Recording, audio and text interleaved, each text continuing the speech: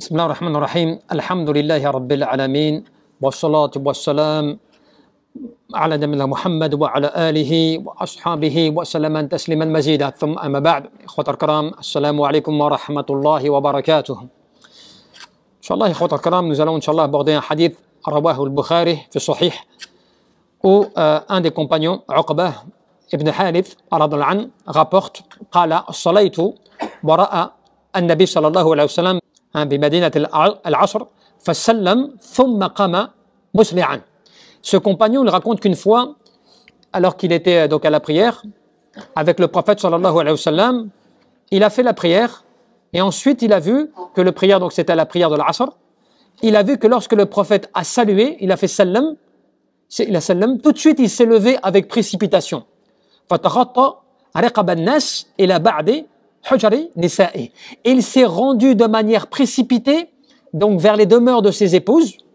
فَفَزِعَ النَّاسِ min sura'atihi. Et donc les gens se sont un peu étonnés de la raison pour laquelle le prophète sallallahu alayhi wa sallam s'était précipité comme ça tout de suite après le salam, de se lever, de chevaucher les gens et d'aller se rendre rapidement auprès de ses épouses comme cela.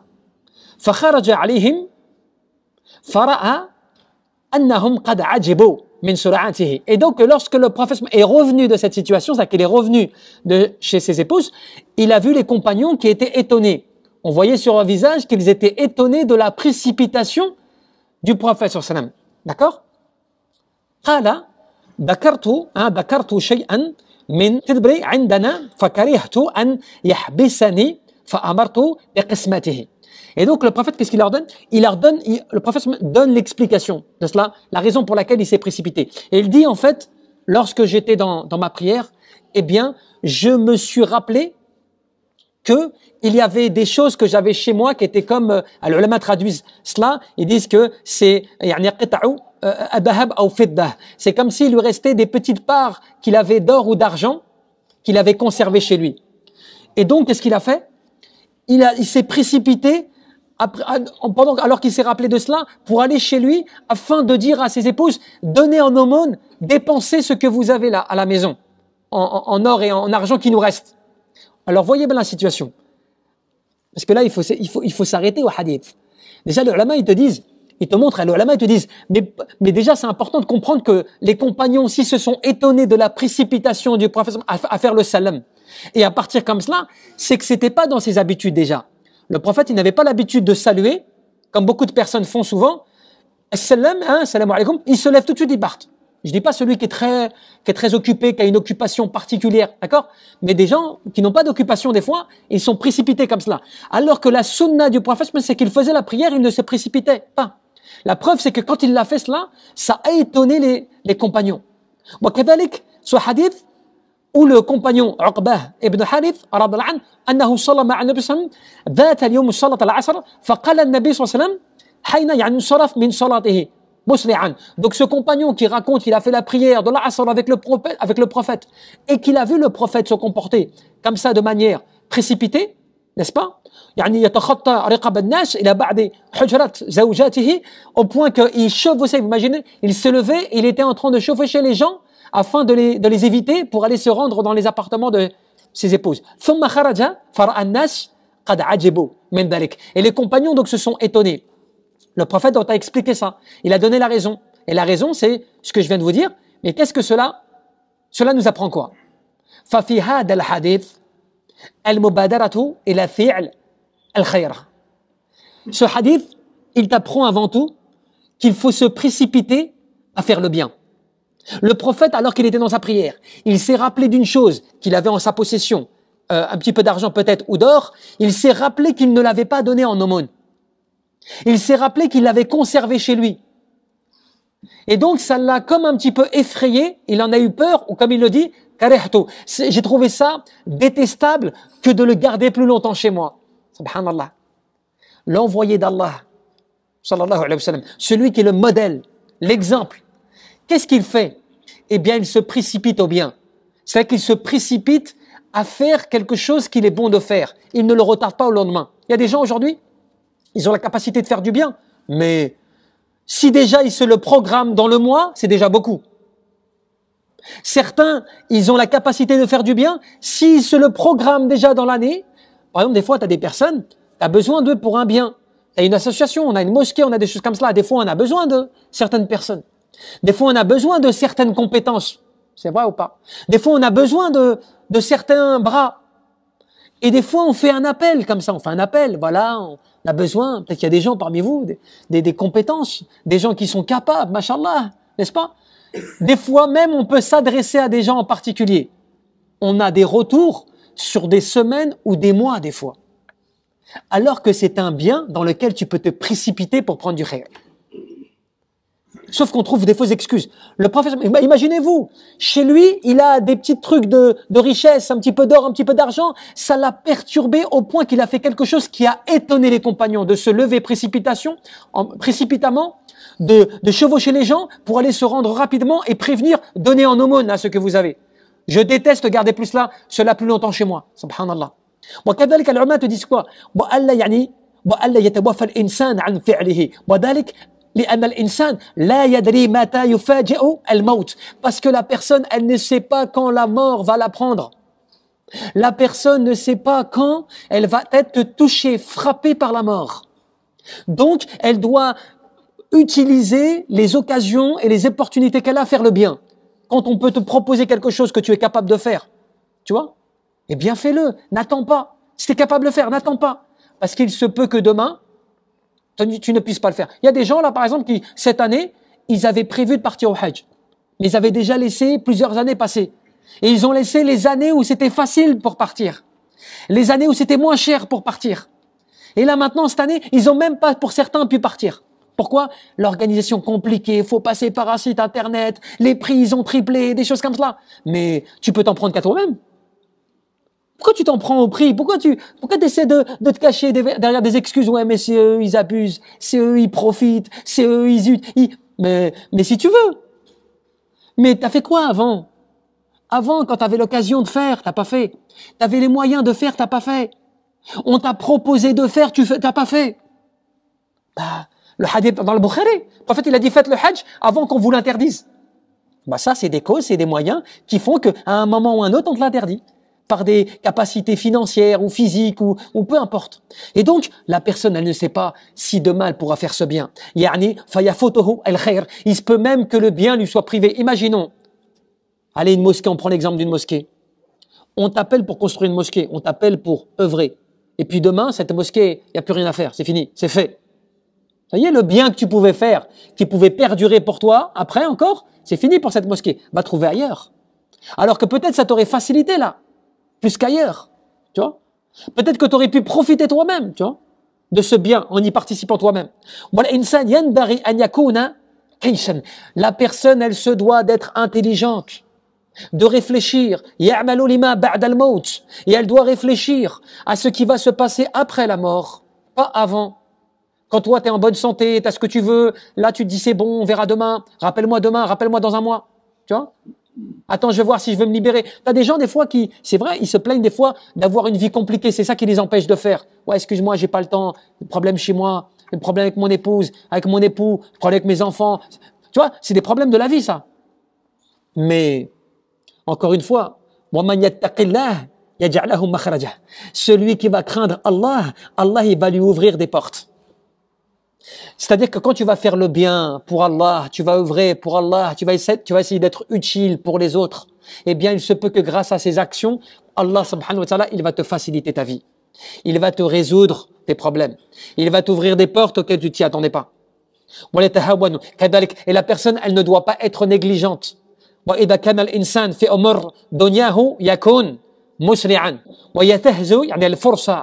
Elle doit réfléchir et agir tant qu'elle est dans ce bas monde. Et elle doit se précipiter à cela. Regardez le prophète, l'envoyé d'Allah, le meilleur des hommes, sallallahu alayhi wa sallam. L'exemple, celui qui est laqad kana lakum fi rasulillahi uswatun hasanah, celui qui est un modèle à suivre. Eh bien, imaginez, il n'a pas réfléchi, je suis à la mosquée, je vais faire attention à comment est-ce que je me comporte, à comment je suis. Il s'est levé comme ça par précipitation, comme si quelque part, à croire que on lui avait dit, il te reste qu'une heure à vivre. Il a couru comme ça dans les appartements. L'or que vous avez qui vous reste, ou l'argent que vous avez qui vous reste, distribue-la. Je déteste garder cela en ma possession et de ne pas l'avoir donné en aumône. Subhanallah. Et nous, regardez comment ce qu'on vit, ce qu'on a, les capacités qu'on a, et on retarde, on laisse, on ne se pose même pas la question. Vous savez, la personne, pour les affaires mondaines, regardez comment ce qu'elle est. La personne, tu sais, quelqu'un, il travaille. C'est pas il travaille pas, hein, il travaille. Demain, tu vas lui dire, écoute, moi, j'ai un plan pour toi, j'ai un piston. Demain, tu viens avec moi à telle heure et je vais te trouver un job. Tu vas toucher le double de ce que tu as là. Ce que tu touches là, demain, viens avec moi, je te branche sur un truc, tu verras. Deux fois ton salaire. Wallahu a'lam. Est-ce que la personne, vous croyez vraiment qu'elle va manquer ce rendez-vous? Elle va aller chez le médecin, elle va se trouver un arrêt maladie, elle va faire tout ce qu'elle peut faire pour demain, même sa curiosité va l'amener à honorer le rendez-vous. Non, j'ai vraiment envie de voir hein, si c'est vraiment vrai. Donc pour les affaires mondaines, tu es motivé, tu es déterminé. Et ben normalement tu devrais, si on est intelligent, normalement on devrait se comporter de la même manière pour les affaires de l'au-delà, pour l'akhirah, pour l'au-delà, que tu sois parmi les premiers. Cheikh Ahmed al-Ulama al-Kabar, l'ulama al-Tafsir, il te disait quoi? Man sabaqa fi ad-dunya ila al-khayrat, fa huwa as-sabiq fi al-akhirati ila al-jannat. Celui qui est parmi les premiers dans ce bas monde, toujours parmi les premiers, les devanciers, à faire le bien, eh bien il sera parmi les devanciers à rentrer dans les paradis, dans les jardins du paradis, dans l'au-delà. Yani, fa inna al-jazaa'a min jins al-amal. Tu seras récompensé en conséquence de comment ce que tu agis. Tu fais vite les choses pour Allah. Allah, il va te récompenser en conséquence. Je dirais même que, comme le Mashiach te dit, à la base, normalement, on ne dit pas tu dois faire la même chose que les affaires mondaines. Normalement, en priorité, tu devrais faire plus pour l'au-delà que pour ton bas monde.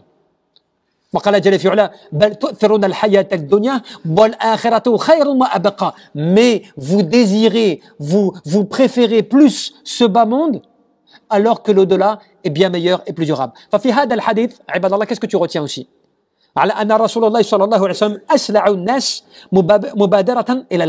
Le prophète, il a donc montré, il a demandé aux gens de se précipiter pour faire le bien. Le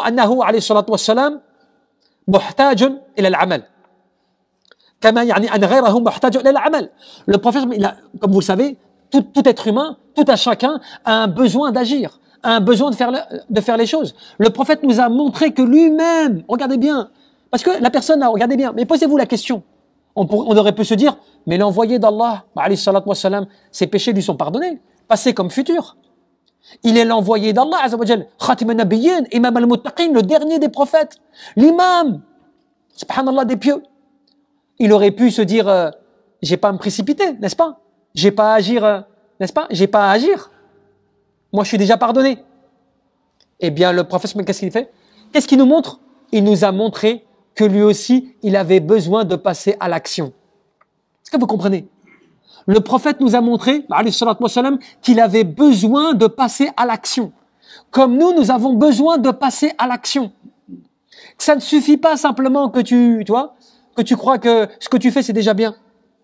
Même le prophète nous a informé de cela.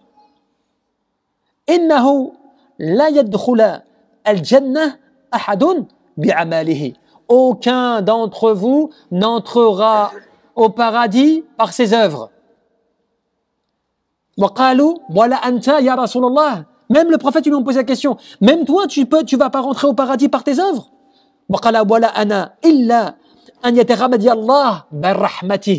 Même moi, je n'entrerai pas au paradis par mes œuvres, si ce n'est de ce que Allah m'accordera de par sa miséricorde. Qu'est-ce que cela veut dire? Que le prophète, il avait besoin d'agir. Vous croyez qu'il a fait de la comédie? Vous croyez qu'il a fait exprès devant les compagnons de se précipiter, aller voir ses épouses pour leur dire l'or que tu as et l'argent que tu as, dépense-le. Je déteste le garder chez moi. Vous croyez qu'il a fait exprès? Vous croyez qu'il a fait cela juste pour dire comme ça à mes compagnons? Alors, vous ne me posez pas la question? Pourquoi je me précipite? Non.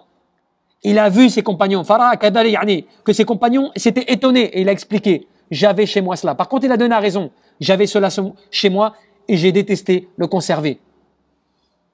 Pour que nous on prenne leçon. وكذا عباد الله, il y a aussi une chose qu'il faut que tu retiennes de ce hadith. ففي هذا الحديث دليل على جواز يعني تخطي الرقاب بعد السلام من الصلاة ولا سيما إذا كان لحاجة. Ça te montre aussi que lorsque la personne elle a une nécessité, elle a un besoin, il lui est permis de se précipiter après le salam, de se lever et de chevaucher les gens pour aller faire une chose qui lui est important de faire. Ça, c'est quelque chose qui te démontre que cela est permis. وذلك لأن الناس بعد السلام من الصلاة ليس يعني في حاجة إلى أن يعني يبقوا في أمكانهم بل لهم انصراف بخلاف يعني تخطي يعني رقاب قبل الصلاة. Il y a certaines personnes, par contre, ils ne sont pas forcément dans le besoin, ils ne sont pas forcément dans la précipitation, mais ils vont tout de suite, après le salam, comme on le disait au début, ils vont se lever, ils vont partir tout de suite comme cela. Alors qu'ils n'ont pas, et ils vont chevaucher les gens, quitte à déranger les gens, quitte à causer du tort aux gens. Tu vois? Vous savez qu'à la base, cela n'est pas permis. Normalement, c'est pas permis que tu te lèves comme ça et tu vas commencer à chevaucher les gens alors que tu n'as même pas de besoin, tu n'as même pas d'intérêt et tu vas déranger les gens. Parce que comme vous le savez,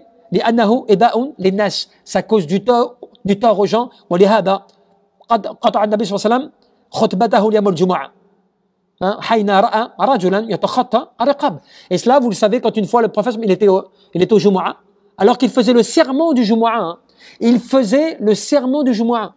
Et il voit un homme qui était en train de chevaucher comme ça les gens, il passait entre les gens. Et qu'est-ce qu'il fait? فقال اجلس فقد أبيت. Assieds-toi, reste assis. Parce que là, tu es en train de causer du tort aux gens. Pour conclure, on comprend à travers ce hadith différentes règles. Mais surtout, tu comprends l'importance qu'à travers ce hadith de ce que le prophète nous a montré. Précipite-toi à faire le bien. Précipite-toi à profiter des occasions, des opportunités que tu as à faire le bien, à ne pas repousser les choses au lendemain.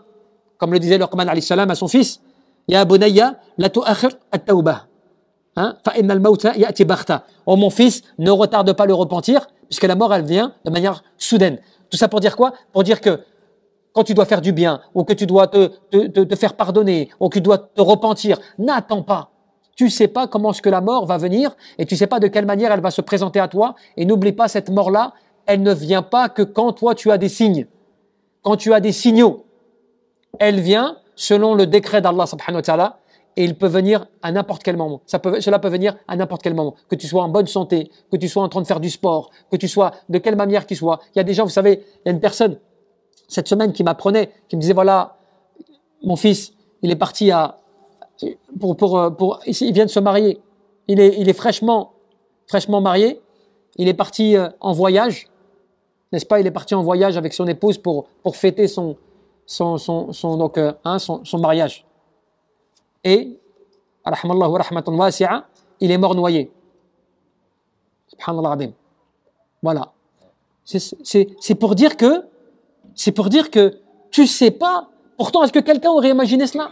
Est-ce que quelqu'un aurait pensé que la personne, il lui arrive cela? Non, personne n'aurait imaginé cela. C'est pour dire que tu sais jamais, même quand tu vas en vacances, même quand tu vas en un endroit, tu sais même pas comment est-ce que ça va se passer. Tu sais pas. Donc, quelque part, faut que tu sois, toujours que tu sois prêt. En fait, c'est ça, il faut que tu sois prêt. C'est pour ça que, il te disait même, certains des savants, ils te disaient, subhanallah, l'être humain, normalement, quand il sort de chez lui, il doit toujours avoir l'obo, tu vois, les ablutions. Il faut toujours qu'il soit prêt. Il sait pas si, quand il va sortir, est-ce qu'il va rentrer ou pas. Tu vois? Il faut qu'il soit prêt. Et donc, cela, par le fait que tu vas te précipiter aux bonnes œuvres. Allahu a'lam. نسأل الله تبارك وتعالى أن يرزقنا الإخلاص في القلب والعمل والنية.